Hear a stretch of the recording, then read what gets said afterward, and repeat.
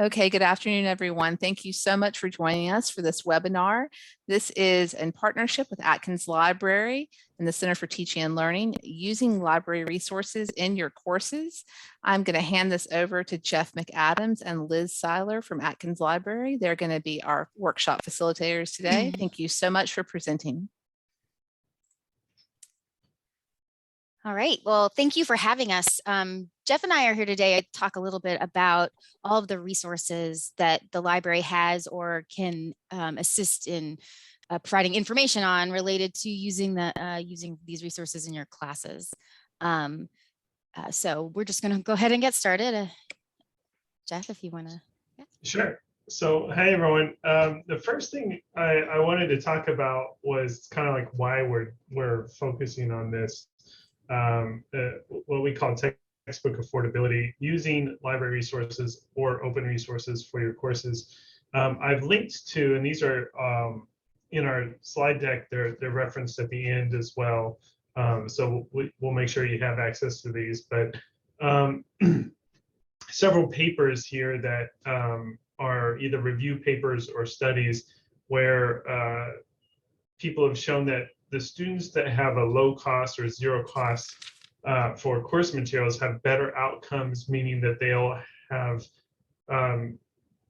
as good or better grades or learning outcomes in their courses. So some people sometimes will think like, well, if I use a cheap textbook or a free textbook, that means that the quality of the information or the quality of the student experience won't be as good. But there's lots of evidence to say that's not true. In fact, often students do better. And, there's probably almost impossibility to figure out exactly why that is. But just intuitively, you can say if a student has access to the materials, then they will do better. For the same reason, there is a lot of evidence that in places that do this, they have increased student retention. So there are less DFWs in the courses that have a low or no cost course materials. And we've interviewed many students, and there's been lots of papers that have student interviews around the country, and they do say that course materials is the straw that breaks the camel's back a lot of times for persisting in school. That's what forces them sometimes to get off-campus work. I mean, there's a whole lot of reasons, but this is one of them that kind of really is sort of like the death blow to some students. And of course, we're not talking about all students, but we're talking about like equity and persistence for all the students in the class.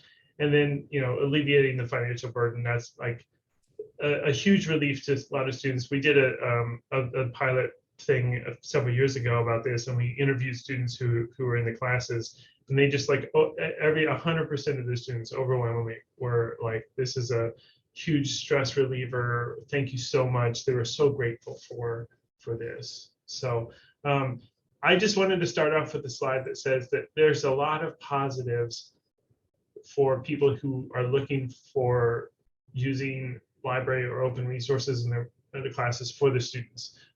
So there's a lot of great reasons to do it, and we hope we can help you get there. Okay, so I'm going to talk about the resources that we have in the library that we purchase, but that are free to students and can be used in classes. Obviously, pretty much everything we have could be used in classes, but I wanted to give some ideas of what are some resources you may know about and others you may not that might be interesting to use in classes. So the first thing, I know that in the advertisement it said not just eBooks, but I'm going to start with eBooks because we have hundreds of thousands of eBooks available for use in classes. Most of our eBooks all of our eBooks are unlimited user and perpetual access that we've purchased. So that means any student can use them at any time, 24 hours a day, 7 days a week, and we won't lose access to them. So once you assign it to a class, you would have it for as long as the class exists. It used to be we only purchased DRM free books, which is digital rights management. And so the book could be used however a user would need to use it. During COVID, we sort of loosened that a little bit because there were books that students needed, and they weren't exactly DRM free, but they were still usable, and we felt like it was still worth getting. We're pulling back a little bit on that and trying to be more discerning. But if there's a book that you absolutely want and you think the DRM is not going to be an issue, we can still purchase it. So in addition to all the books that we already have, you can also request books that we don't, and we can purchase those. So we have what's called the e-textbook database. And what that is a database where we've included books that we own or could purchase into the database, and you can use a form, use it, click in onto a link and request it. And it goes to an email that comes currently to me, and I can purchase it for you. I will say that the e-textbook database has been around for many years now, since 2014. It's not the best technology that it probably could be, and the hope in the future is that we will be able to integrate this service into our main library catalog. So when you're searching that database, if you don't find what you're looking for, you should definitely either contact your subject librarian or contact Atkins eBooks at uncc.edu, and we will try to identify if we can purchase that book for you. I do want to note that most books that the library can provide are not necessarily traditional textbooks. Some are available this way, but mostly not. But they still can be used for course use. So it just depends on what you're assigning. The other thing I wanted to note at the beginning that I forgot to mention is that I am not a subject specialist. I am just here to kind of give you some ideas of the types of resources we have. I really would encourage anyone to meet with your subject librarian, and they could help you find the specific resources that might be useful to you in your subject areas.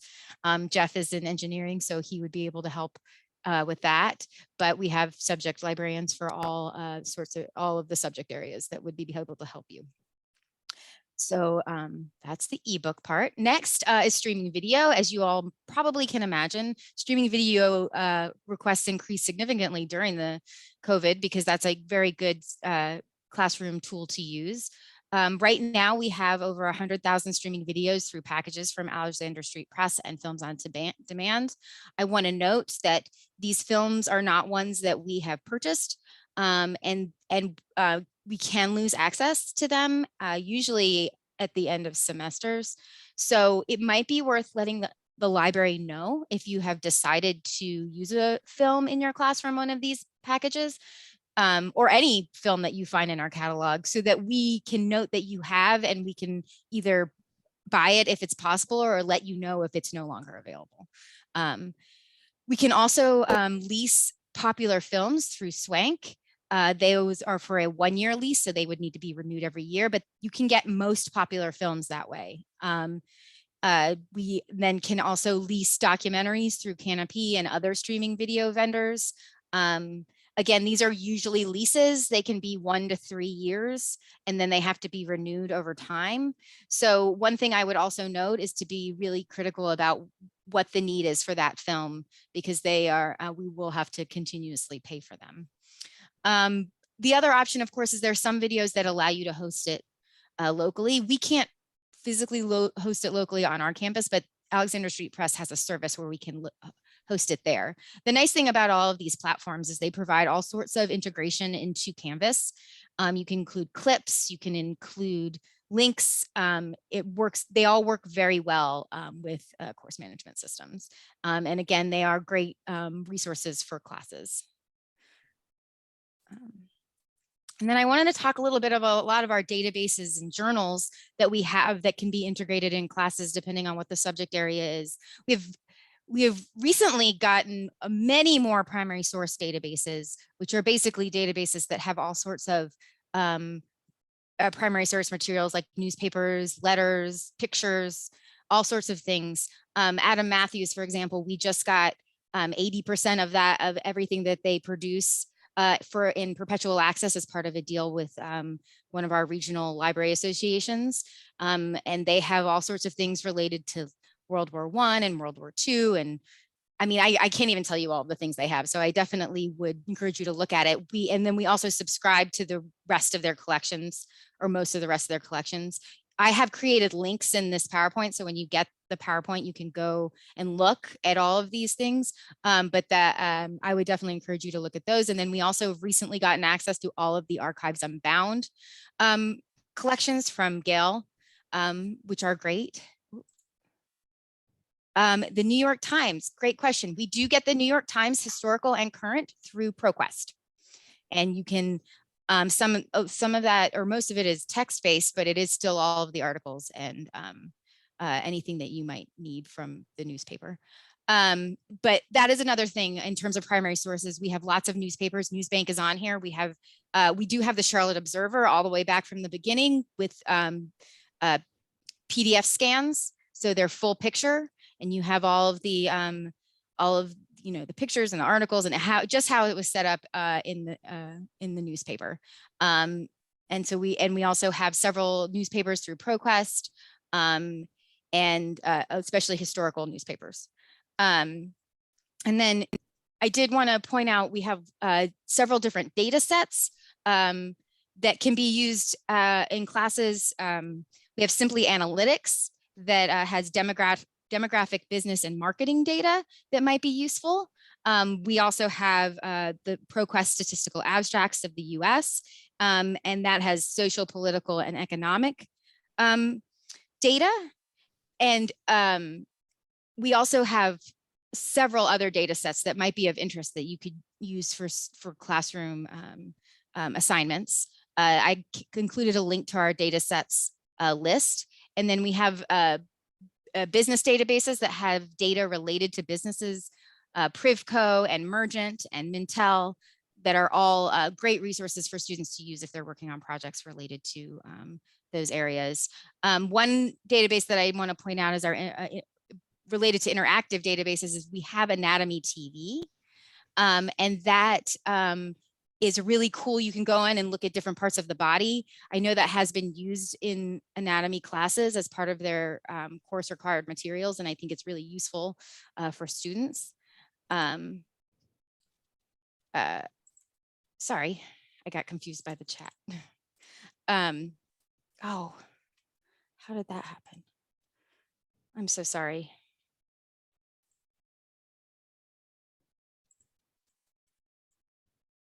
Okay, sorry about that.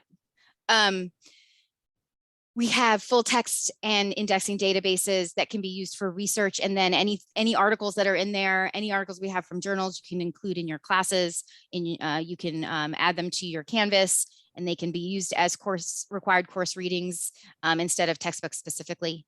And then, of course, we have our course reserves that we, as you know, we can put anything the library has or anything that we can get in your courses to use in your classes. So basically what I'm saying is we have lots of resources that could be used in classes as opposed to using textbooks that could be very helpful to students.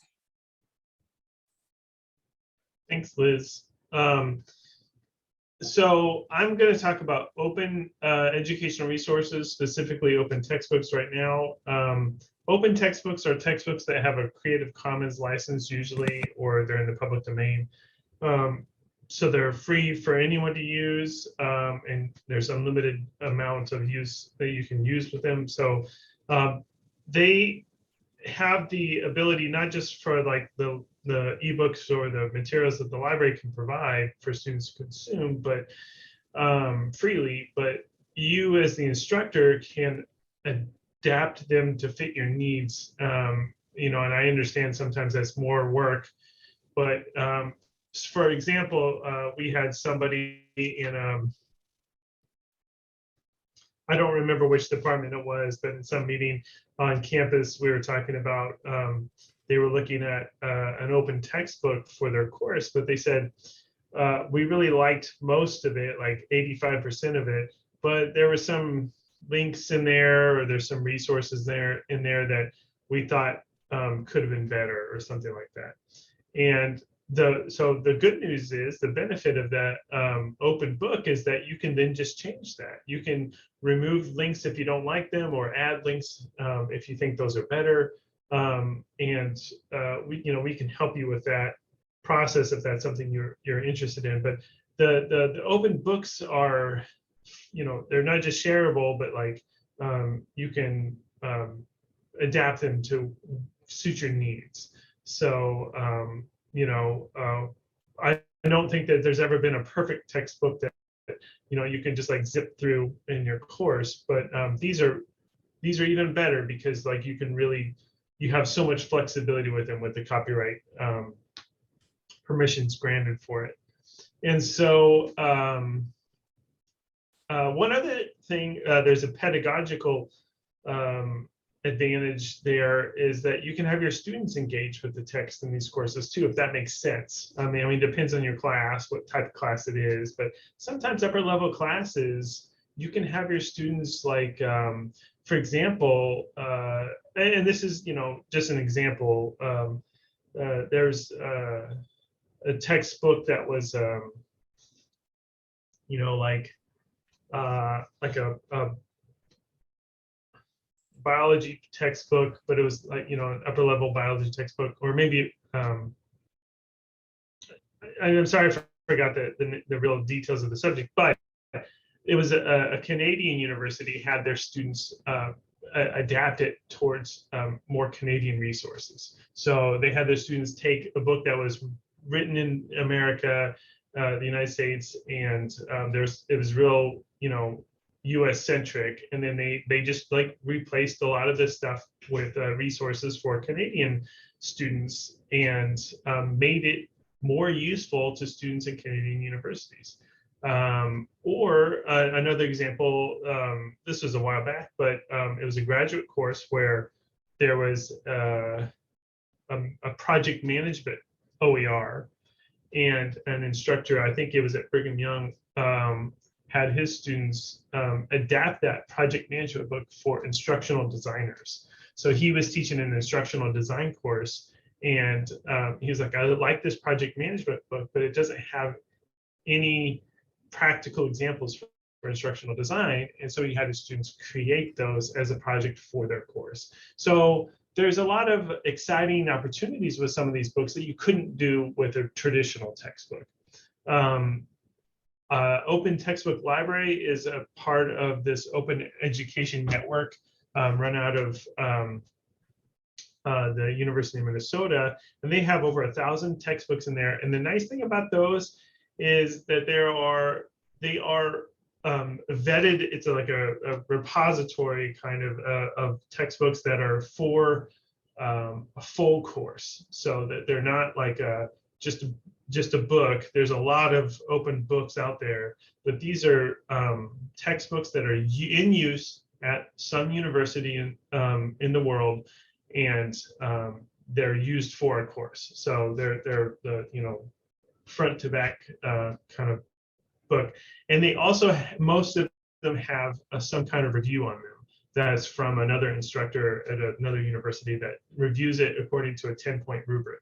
So you can get an understanding of like how it's used in different situations. So that's not one place to discover some, but if you're looking, that's mostly for textbooks. And there's just, like I said, there's 1,000, but there's a lot of people who ask me for books, and so in some courses there just isn't an open book, and that's okay. But you can ask your subject librarian, and we'll look in a lot of other places far afield and kind of work with you on that. We also have a library resource guide. It's an affordable textbook kind of like a guide. It's real simple. There's some links to different places to search, but really I recommend like asking your subject librarian, or you can even talk to me as well. So let me answer that question in the chat. So we can essentially combine sections from various textbooks for just faculty sometimes print those out for students as purchase. So yeah, I honestly don't know how often that happens for the course pack anymore. You certainly can, and for any of the open books as well. There's print on demand services for them, and you can go through the Barnes and Noble. If you tell the Barnes and Noble, I'm going to use this, open textbook for my class, they have a license agreement with some print on demand service, and you can send your students to them, and the students would go directly to them. But Doing a course pack, you know, that's a good question. I don't know what students want or prefer, to be honest. Purchase textbooks, limit downloads and prints for instructors. Looks like this maybe limit this. Yeah. So because of these are, you know, like the links to the library resources, but for the open ones, there's no limit to it. You can have, you know, you know, as many as you want. You can, and with the Creative Commons licensed materials, you can put the PDFs right in your Canvas page. You can share them that way, however you want. So there's really no limit to that. Go ahead to the next slide, please. Open educational resources outside of textbooks. There's a lot of case studies. They have activities or assignments. There's a lot of, you know, it depends on, like, if you're in a science, hard science thing, they'll have labs. They'll have different kinds of modules or lessons plans. There's not something for everybody, to be honest, but there are quite a lot of things. If you're looking for some kind of ancillary things like these types of resources where you can adapt them, the nice thing about them is you can change them up if you want. You know, even though they exist out there, you can you know, take something and you know, change the a few details or whatever you need. I'm giving you a link to a place that's somebody has created, like a federated search that's really easy to use, where they search a lot of different places that have OERs, and they link right to them. So it's a nice place to search as well. But again, the subject librarians would be happy to help find, you know, if you have real specific things that you can't find. I was going to mention something else in Africa. I apologize. Maybe I'll think of it next time. Go ahead, Liz. Do you want me to click on that, or? No, well, if we exit the no, slides, I might not be able to find my way no, back, but I probably can. It's just a search box. It's a search box, and then you can search keywords in it. I mean, it's like everything anyone's already seen. It's just a place that's like I said, it searches multiple different kinds of databases at once. And it's really user friendly. So, but having said that, I know that searching for this kind of material is not like what you're, I mean, it's difficult. Sometimes it can be. I mean, this is something that librarians do all the time, every day, and we're happy to help with this. So we don't want this to be a burden just for you to enter. Like, I'm not going to tell you to do all this information. Like, we want to help you with that. Okay. So. Okay. All right. So that was more or less what we had to show. We're happy to take questions, or if you want to go back and look at any of the specific things we mentioned, we're happy to do that.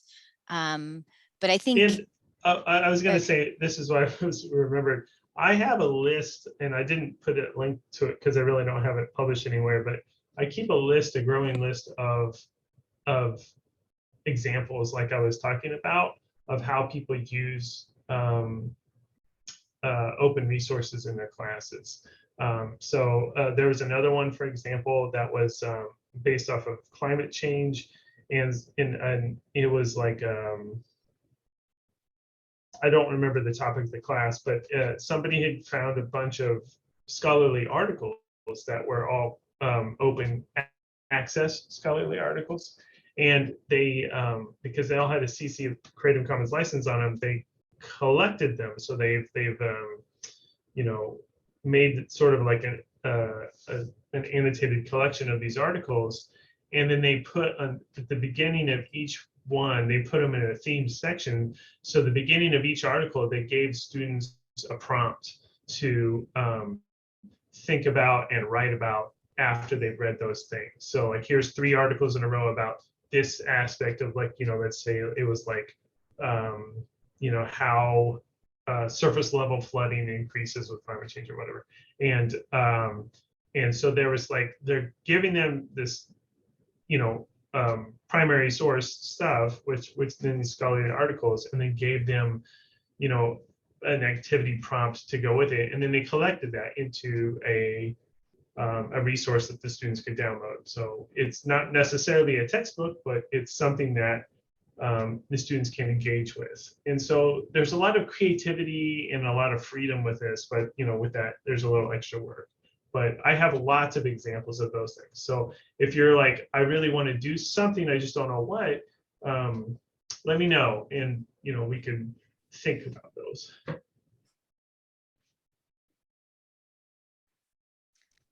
All right, sorry. Now, No, are there that's any fine. questions you guys have? Yeah, no.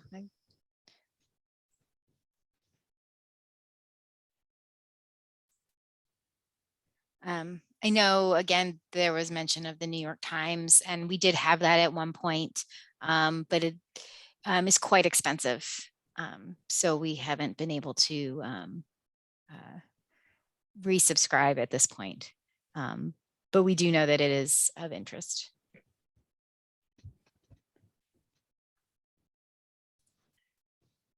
Thank you so much, Liz and Jeff. Do we have any other questions today Yeah, from the group? Yeah, can I ask a quick question? Am I on there yet? Jules, is that okay? Yes, absolutely, Okay. Celia. You were talking about integrating into Canvas, and do you have an example of what that might look like or how that's done?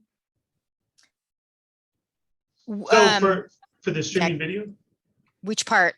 Yeah, really. I mean, just a basic how-to. Would we just create a page and then add the link to the library on that page?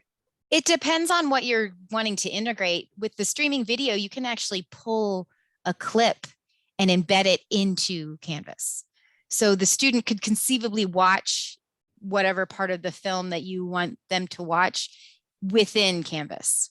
Oh, that's good. That's Yeah. good. They have embed links that you can use to do that.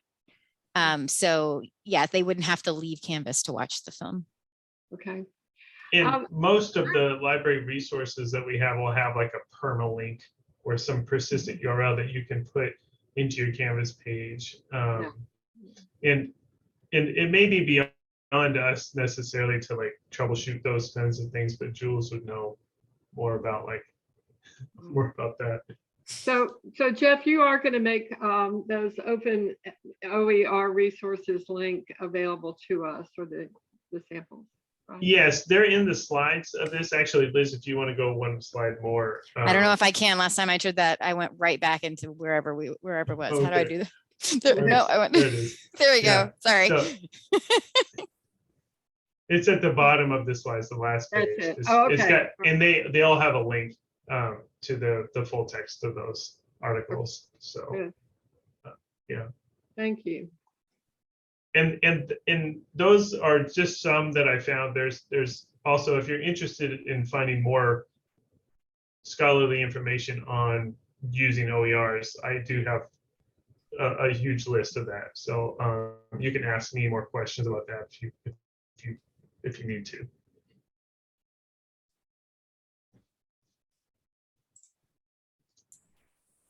Hi, I had a question about lead time. So if there's something that we need to request, what is an appropriate lead time to request that?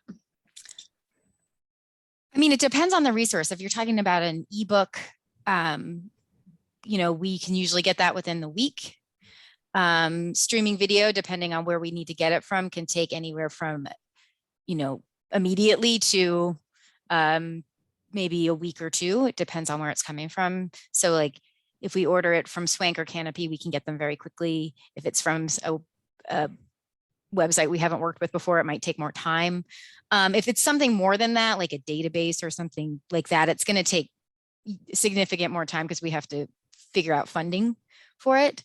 But that's in that case, you would need to go through your subject librarian to request something like that. But just for a book or a streaming video, the lead time is generally very short. Okay. And then can you talk a little bit about some things that basically like we definitely can't get I mean, I know maybe 3 or 4 years ago, I had requested a Netflix video and I was told that we don't have access to like Netflix original content. So are there some that, just so that we have an awareness of like, don't bother asking for those because, you know, we can't get them?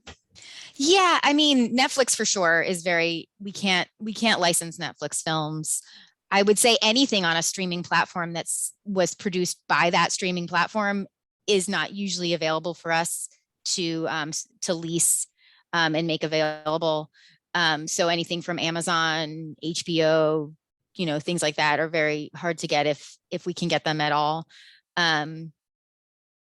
So yeah, I mean, it was mostly in that realm that we can't get. I will say Netflix does have a program where educators can get access to some of their documentary content, but it's somewhat limited and we can't do it through the library because I have looked into that before.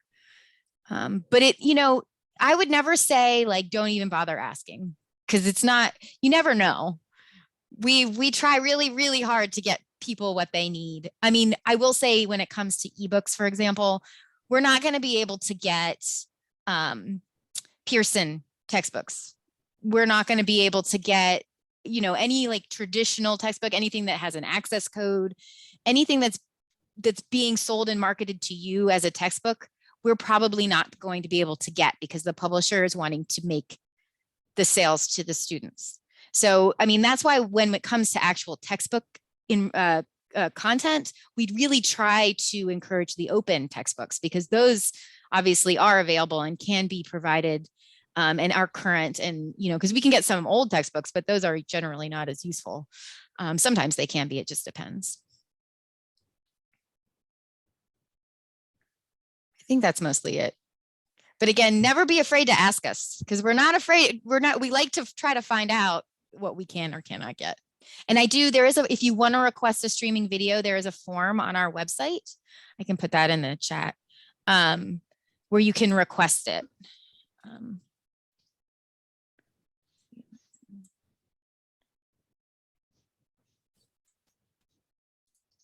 This is very helpful information. Thank you so much. I'll say one last thing. If you guys do end up like using some open resources or library resources to, you know, replace all of your course materials or whatever, if you want to let Liz or me know, that'd be great. We'd like to, you know, to know. Not that we want to like, you know, contain everything, but like just to kind of celebrate like here are people on campus that are doing, you know, some exciting things.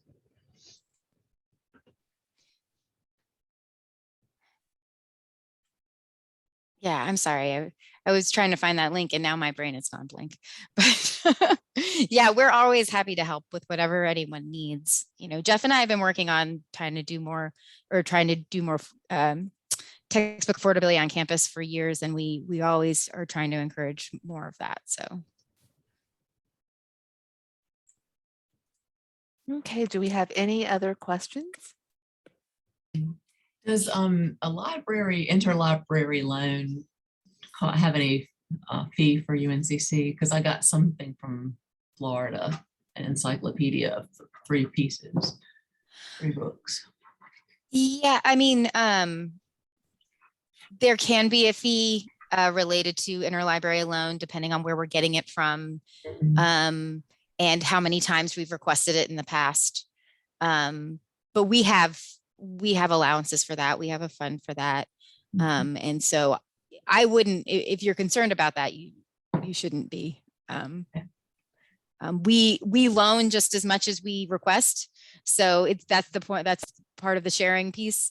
So I don't think we've experienced any costs that have been unmanageable. Okay, thank you. Mm-hmm.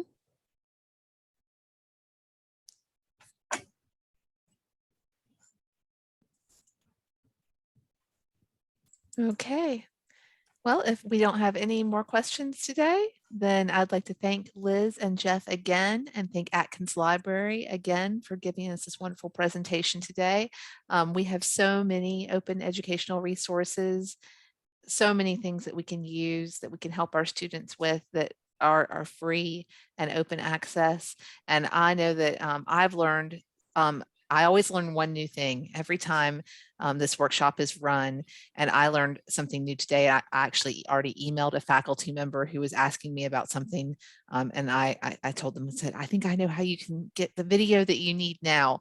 And so I mentioned your name, Liz. So Oh. be on the lookout. Okay, I'm sure I'll get a request form soon. I'm ready. I'm ready. Yeah, you're probably going to get a request form, but that's wonderful because I had been directing him to some other people before, and I'm not sure if he was getting the help that he needed. And now I think that he will be able to get what he needs. So that's wonderful. I want to thank you so very, very much for doing this workshop for us today. And we will be sharing this on our YouTube channel and publicizing it widely as well. So thank you very much to Liz and Jeff. Round of applause. Thank you to Atkins Library. We love you Thank you. and hope everyone has a wonderful day today. Thanks, everyone.